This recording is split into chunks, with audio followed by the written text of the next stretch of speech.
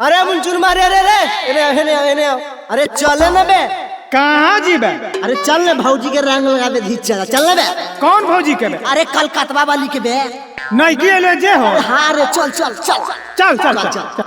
अब की भौजी फेनु साखी आई है हो लागे होलिया में भी आई है। अरे वही ना कलकत्ता वाली भौजी रे। हाँ रे चला रंग वाला चल चल चल।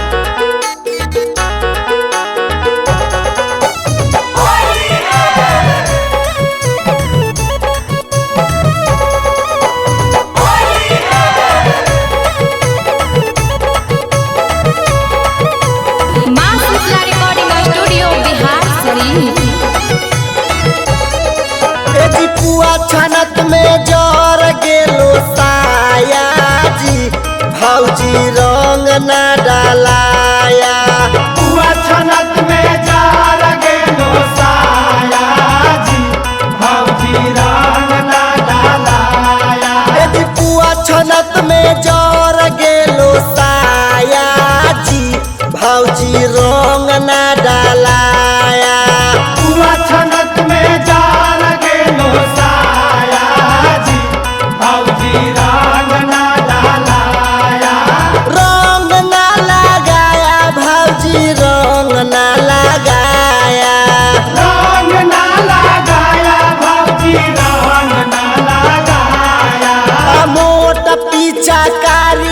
रोवाया जी भौजी रंग न लगाया। पुआ छनत में जार गेलो साया जी भौजी रंग न लगाया।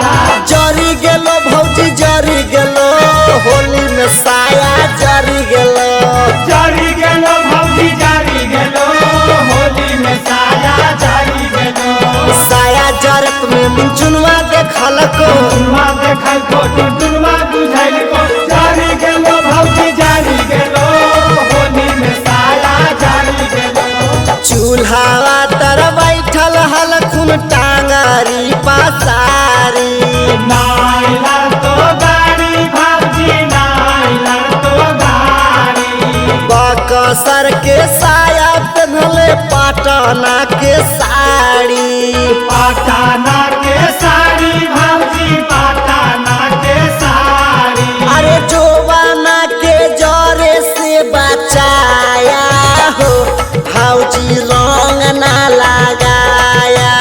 पुआ छनत में जार गेलो साया जी भौजी रंग न लगाया। कैसे लगाल भौजी कैसे लगाल होलिया में साया कैसे जरल। कैसे लगाल भौजी कैसे लगाल होलिया में अगिया कैसे लगाल। गरुआ के जगह करा तो न डालले करासन डालले करासन डालले। जारी गेलो भौजी जारी गेलो होलिया में साया जारी गेलो। चला हखिन भौजी कमरा मचका के। हमारा मचका के कमरा लचका के। देवरा पवनवा दवाई देतैया